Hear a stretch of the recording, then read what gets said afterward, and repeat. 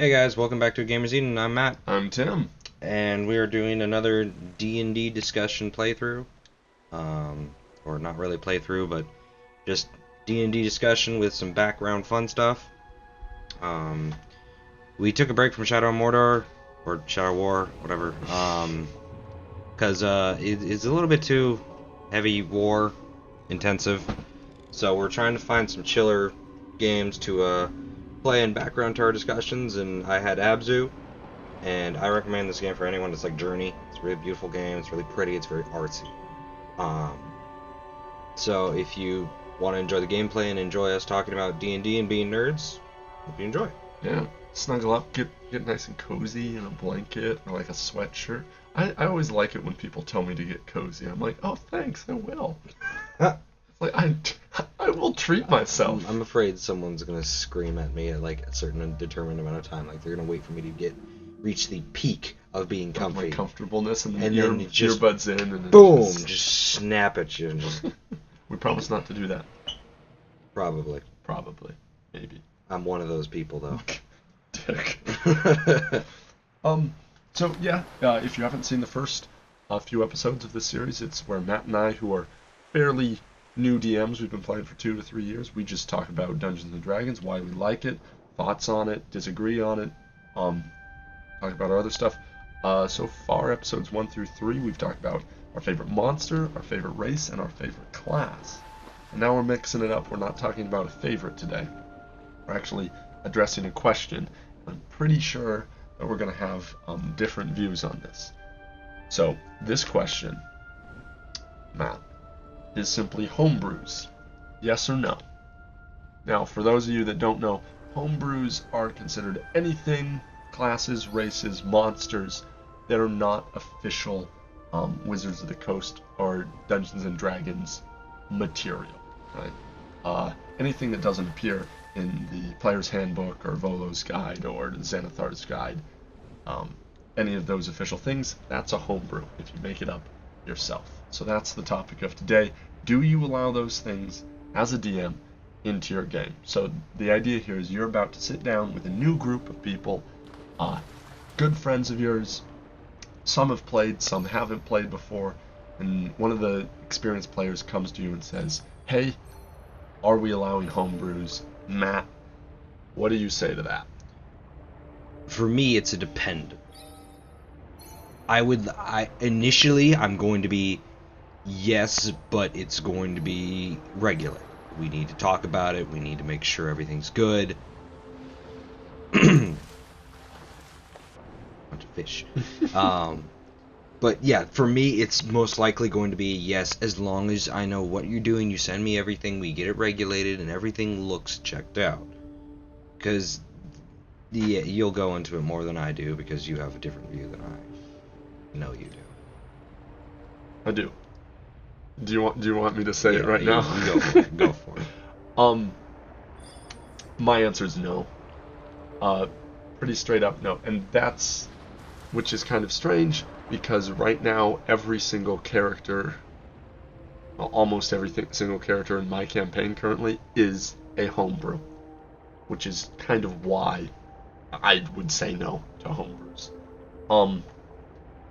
And here's the thing, I don't want to be that guy that's like, but I will be that guy that says I don't want you to have fun. Now I get it, I get homebrews. D&D is a game where you get to do almost anything you want, right? So why not make your own class that gets to do those cool things that you want to do? Well, here's why.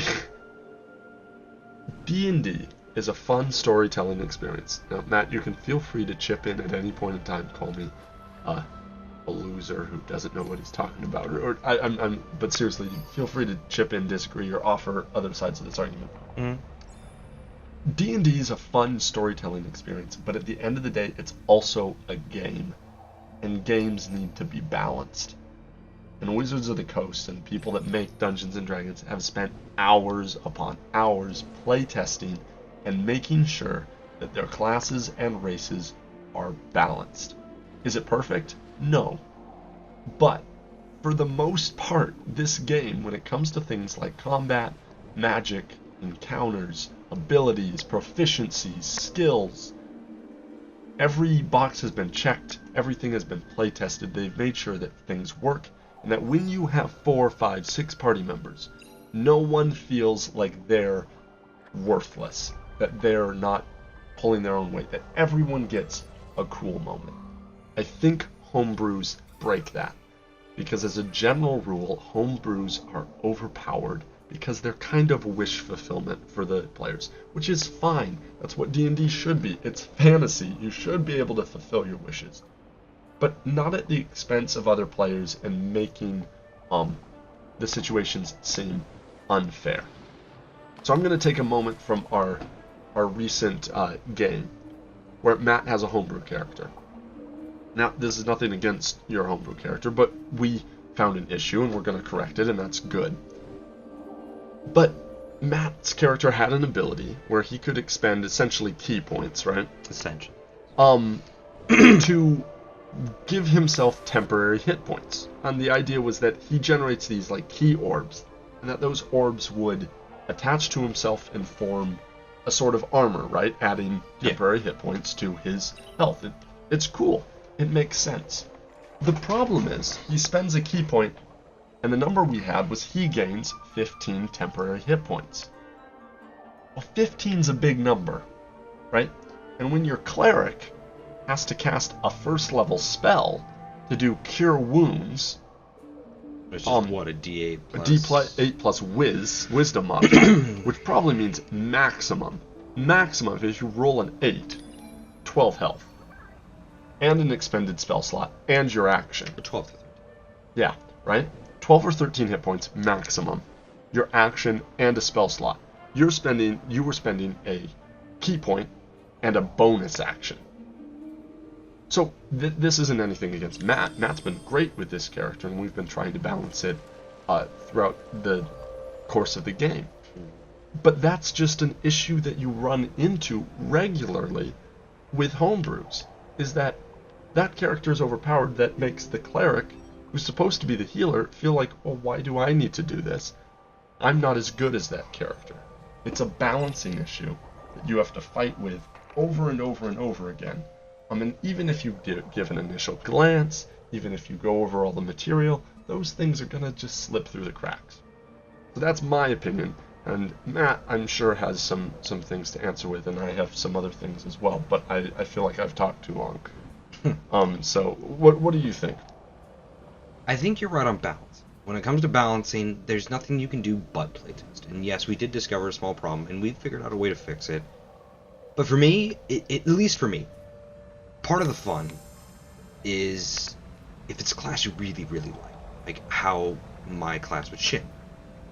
I love Shin so much. I love the class. I love everything about it. And it wasn't until Ricky came about, like, hey, your class is kind of overpowered because it can do literally everything. And so we came up with the fact that Shin is a prodigy. And so now Shin's class is more of a quote-unquote prestige class of the new class that I've created. And how it's kind of it's a prodigy, it's a prestige, it's, you know, kind of an own separate variant of now this class I've created. And so but for me, I like creating the class. I think it's fun. I think it's fun to mess around and kind of play with the rules and see what you can do. You know, I'd enjoy playtesting. I'd enjoy being a part of that group in you know, Wizard of the Coast that playtests that, of creating it and having fun with it and figuring out all the little knickknacks and everything. And you know, it makes me feel bad that I don't get to play Shin all the time. Is the fact that, you know, I haven't playtested him enough to be able to, you know, really regulate him out to what we need to. Mm-hmm. And you know, and we've been figuring out more and more about how the class works and everything else. And I think by the time I'm saying by probably next couple of sessions, next 2-3 sessions, I think he'll be pretty damn regulated to the point where I'd feel comfortable even posting him on the Homebrew site, you know. And so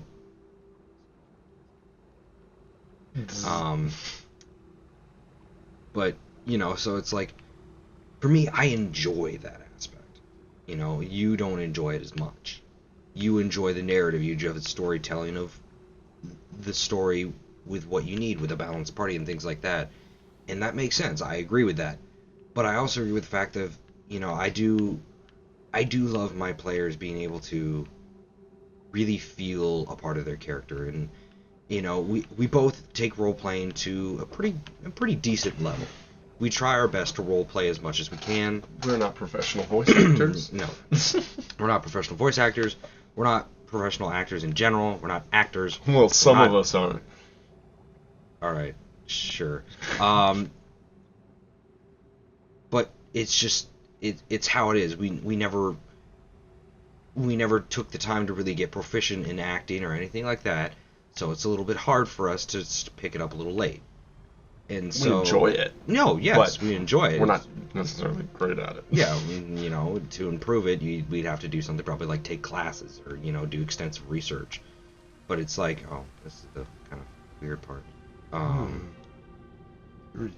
Yeah. So, you know, and it's just kind of how it is. But for me, it's an enjoyable factor. To watch people really, to watch the class build itself, to watch it build and become what it is, and become regulated, and eventually, you know, become something, you know, that fits, that fills, that fits right.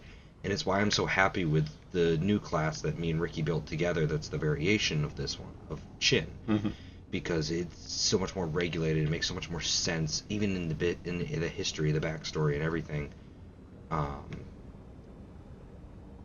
it makes so much, you know. This part's it makes such a. I think it does make an impact.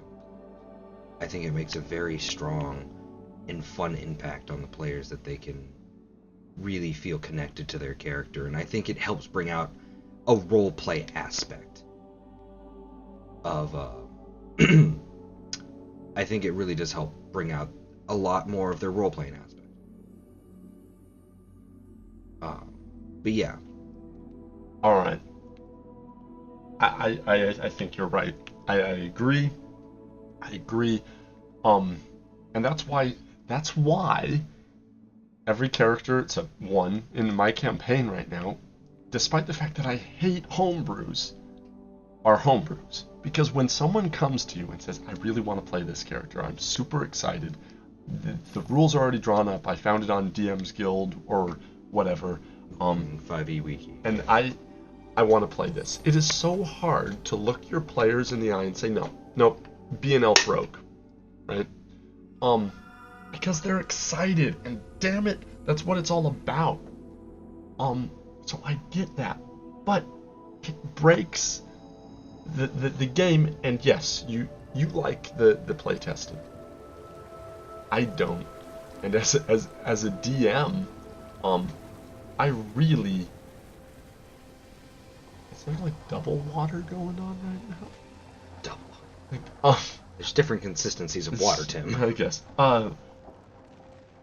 As a DM, and I hate to be the Debbie Downer or the guy that complains, but DMing is already kind of hard enough without having to deal with homebrews. And there's a few ways in which I mean that. First of all, I'll say this. Balancing encounters is a difficult thing to do. Balancing encounters with homebrew classes whose abilities, I'll be honest, I don't really know, is even harder. Like, now Shin I understand pretty well. Well, we've taken the time and we've really looked at him, and we've gotten the ability to start really learning him. Mm-hmm. So, but it's like, you know, with one of our other players, she has a class. Her which class? I don't know. I mean, I glanced over it, but I don't really have the time to go through and pick that thing apart. I don't know all of her abilities. So when I'm trying to make an encounter, yeah, I know, well, she's another person, the challenge rating should be this or this, but I don't know her capabilities. I don't know what she specializes in. I also don't know how to make things that are pleasing for her as a class and as a player. So it's hard to balance encounters if I don't know how strong she is or how much her abilities are. And here's another thing, also as the DM. You like playtesting. I don't, because I feel like I have to be the bad guy most of the times, because I feel generally, thought this game was supposed to be relaxing. I feel like I have to be the bad guy because the class is overpowered. And I hate that after every game or every session or something, I have to be like, no, that's too much. And the players might get a little frustrated that, but no, this is the way the class is. But yeah, no, that's not fair. And they might think it's fair or unfair. It's so much easier and so much, it causes a lot less conflict in my mind. If you say, well, no, you can't do that, that's not what the class allows according to the book. Or yeah, no, that's a cool class ability that you have. On top of planning encounters, making world building cities and forests and all these interesting things, towns and regions and races, and interesting NPCs and interesting villains and interesting allies, interesting encounters, combat, social encounters. On top of all that, the last thing I want to be is, well, I also have to make sure that you're not doing all this stuff that's too much, or in some cases, too little. Like our other homebrew class in the game we're playing, originally, we kind of drew him up from scratch, but we drew him up from scratch in like 15 minutes, and we overcorrected. We thought he'd be too powerful, so we underpowered him, and so he was going around doing hardly any damage while everyone was doing a ton more, and he hated that session, because yeah, he had this homebrew that was this thing he wanted, but what he and I agreed upon was an awful class. When it came to combat, he was essentially worthless. So it's just that balancing issue. It is so much easier in my mind to say, no, let's just stick with the book on this one, guys, and play this stuff, because honestly, you don't need homebrews to roleplay. You don't need special abilities to get into your character. Your character is who you want them to be. Who you are is not necessarily what you do in a fight. What defines a character is their personality. For example, the guy I'm playing right now, Balasar. Yeah, he's a Dragonborn warlock. But when I think of Balasar, I don't think Dragonborn warlock. I think father, and an individual who's been placed in a position of great burden and is torn in multiple directions. That character is more than his class and his race, so I don't think you need to make a class just to get invested, or a class or a race just to get invested in that character. Does it help that, does it engage players to give them a homebrew class because they really want to play this? Yes. And that's why I have such a hard time saying no. But if I were to start a new campaign tomorrow, it would be so much easier to just say no. And one last thing. No one... I don't know if this is a best analogy, but when people sit down to play Monopoly, no one gets mad that they can't start with 2 properties. Like, everyone sticks to the rules of the game because they're the rules of the game. So it's a little strange to me that when D&D rolls around, people want to just go and pull on something else. Now I get it, because it's a role-playing game and you want to do different things.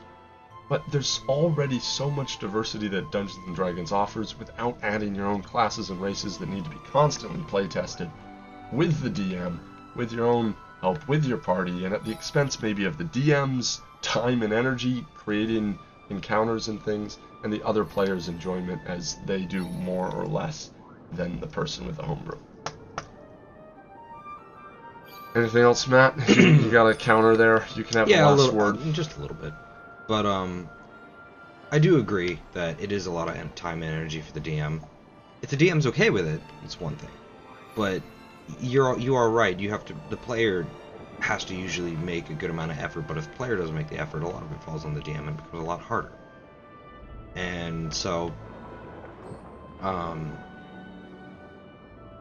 shit, don't play. Come on, you had it in your head. Come on, fuck.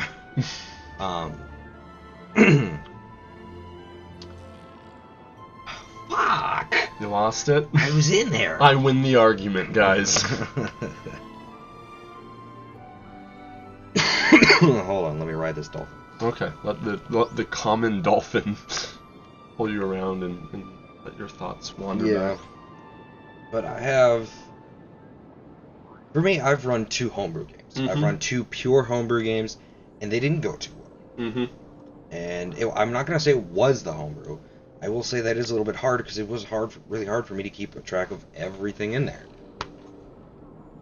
Mm-hmm. So, but I think it's a factor, and I think you are right in that the fact that the personality of the role-playing, that's what it is. There we go. When it comes to role-playing, you're right. You don't need the class. And if anything, it'd be good to talk to the DM about it.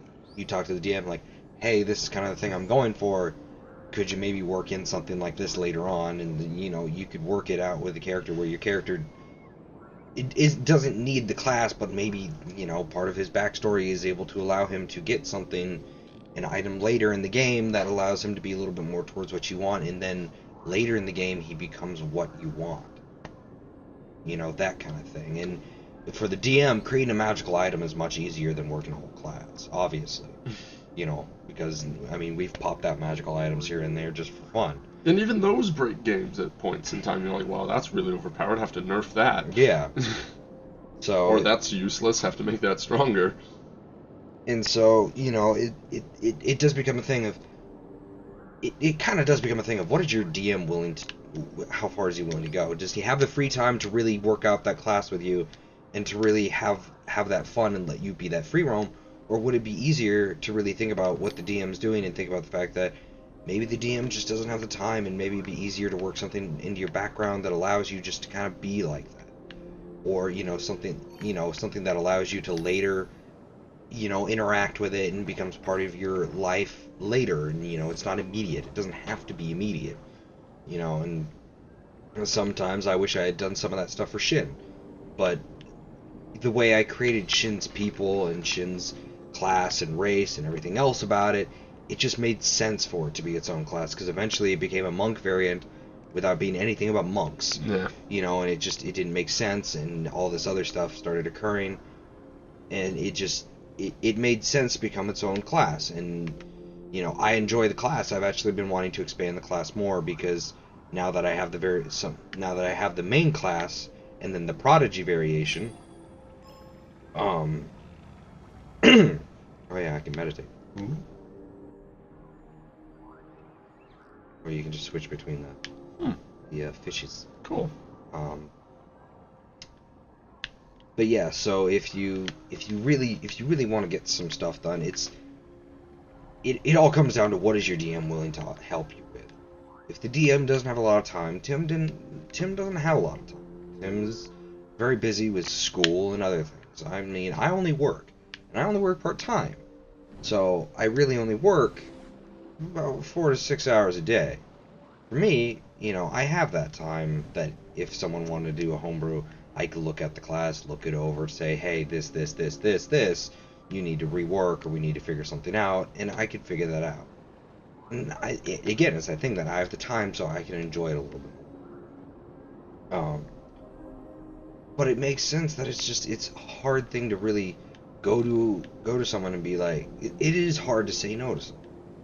Especially when they're like, oh, I'm so excited for this is gonna be great, and, you know, there's a person that's wanting to DM from Ricky's game, and he's not the best player, no offense, but it's like it's a thing where it's like he's interrupting the DM, he's talking to his girlfriend during session, Yeah.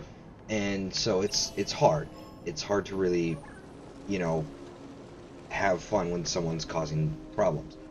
And so now he's talking about wanting to DM his own session, and he's talking about how he wants people to join in.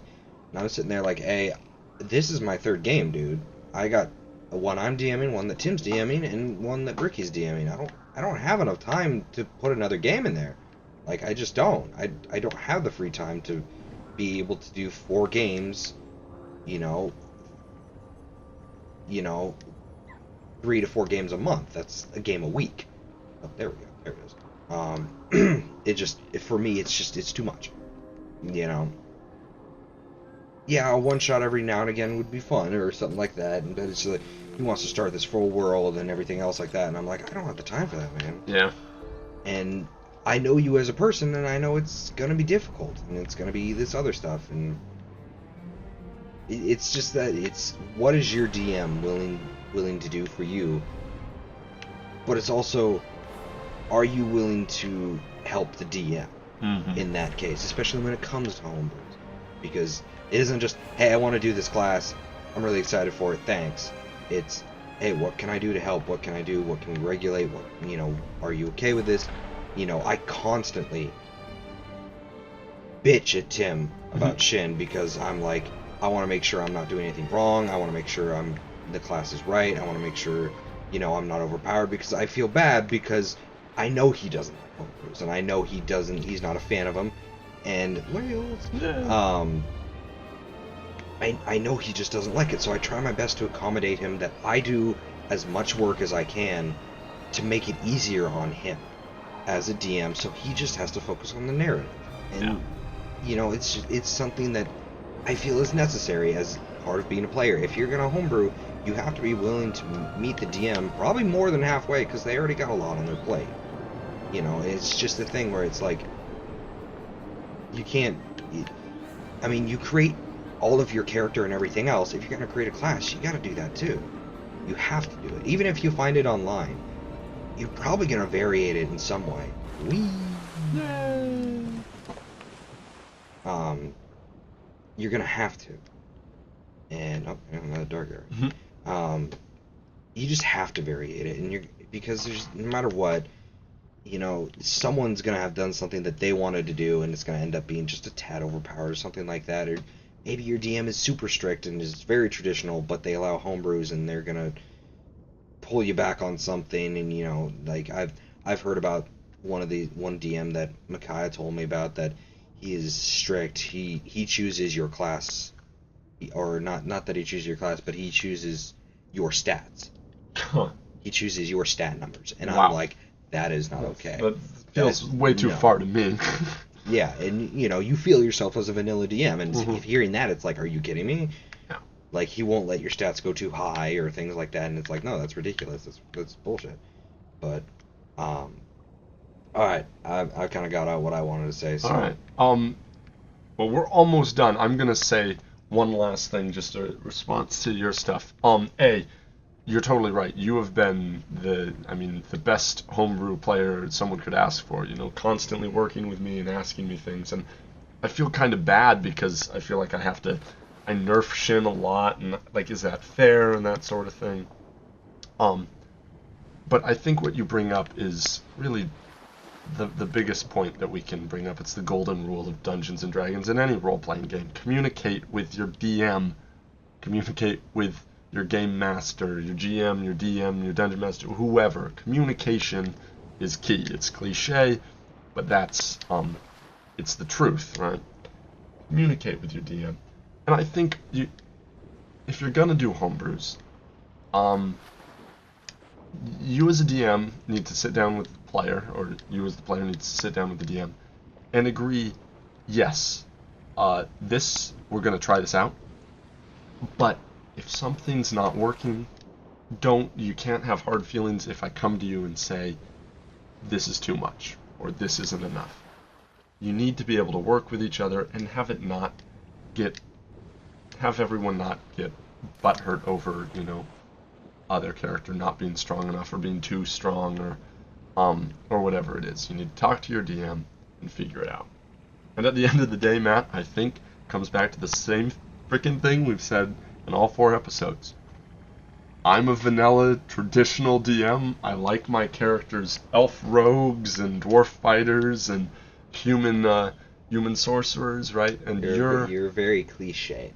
Thanks, Matt. It's not a bad thing. I didn't say it was I'm bad. very traditional. I like that classic style. I think you guys probably are picking up on this by now.